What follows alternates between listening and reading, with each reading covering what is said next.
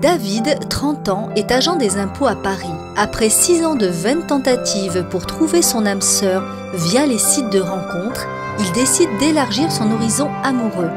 Séduit par la mentalité des femmes exotiques, il fait appel à Eurochallenge.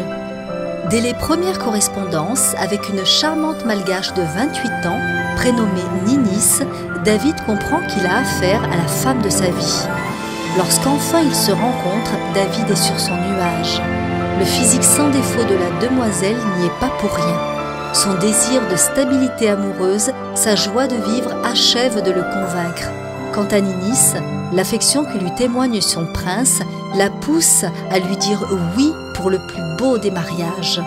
Aujourd'hui, cela fait 4 ans qu'ils sont heureux. Avec leur petit ange Nathanaël, David et Ninis multiplient les projets comme celui, prochainement, d'acquérir un pied-à-terre à Madagascar.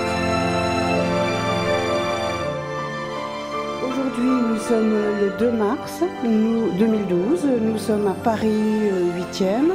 Et j'ai le plaisir de recevoir David et Ninis et leur petit Nathanaël pour un anniversaire de mariage, puisque ça va faire 2 ans que David et Ninis sont mariés.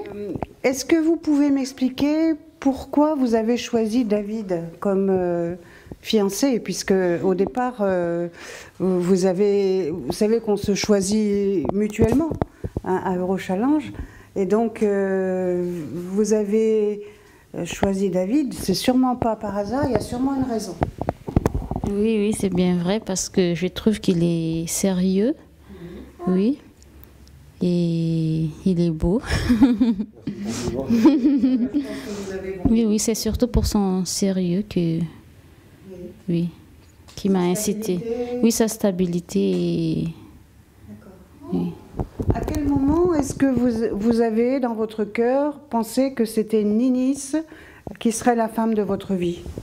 C'est très simple, c'est lors de la conversation téléphonique que nous avons eue début août 2009, où j'ai constaté, donc, rien qu'en entendant qu'elle était motivée, et bien que ça allait probablement marcher. Hein. Clairement que parmi tous les prétendants qu'elle avait eu avant moi, que c'était moi qu'elle a choisi, tout simplement. Voilà. Elle a dit, oui, mot pour mot, c'est ce qu'elle a dit, donc, ouais. Oui, très bien. Et donc là, vous vous êtes dit, c'est elle. Exactement, voilà. Très bien. Et à un moment donné, il faut se rencontrer quand même. Voilà. Comment ça s'est passé la rencontre? Ça a été long, il a fallu planifier un certain nombre de choses. Oui. Donc Madame Bessière m'a bien aidé, hein. Il a fallu planifier déjà la période qui m'intéressait pour le voyage, les démarches administratives auprès des autorités sur place. Donc ça a bien pris plus de 9 mois, du moins avant que j'aille à Madagascar. D'accord. Donc quand même une période, on va dire, de fiançailles entre guillemets, qui a été quand même relativement longue, mais en même temps, oui. Est-ce que vous vous êtes marié à Madagascar? Oui. D'accord. Vous pouvez me parler un petit peu du mariage là-bas? On va dire que ça est improvisé. Hein. C'est vrai que je ne m'attendais même pas d'ailleurs à ce que ça puisse se faire. Dieu merci, ça s'est fait. Mais bon, comment ça s'est fait? On a obtenu donc le certificat quelques jours après mon arrivée. Donc ça s'est passé à la mairie du 1er arrondissement. De Tanarive, hein, oui, c'est une petite mairie. Est-ce que vous voyez, vous, une différence entre les femmes françaises et les femmes d'origine malgache? Est-ce que vous voyez une différence? Oui, bien sûr. Ouais. Donc, ce sont donc des femmes de plus en plus modernes, donc forcément de plus en plus individualistes, hein, oui, il faut dire le mot. Oui. Évidemment, qui ne cherchent pas forcément une relation dans la durée. D'ailleurs, j'ai eu des relations courtes avant, alors qu'avec elle, ou même les femmes de son pays, c'est vraiment complètement le contraire. Hein, sur vraiment l'affection, bien sûr. Voilà. La différence, elle est nette. Hein. Ah oui. Est-ce que vous avez vu, vous, une différence, Ninis, entre les hommes français et David? Enfin, les hommes malgaches et David? Oui. Oui. Oui. C'est quoi la différence? Franchement, honnêtement, j'ai jamais sorti avec un Français, mais avec lui, c'est bien. Il est sérieux, et, oui, aimant, et il me comprend bien.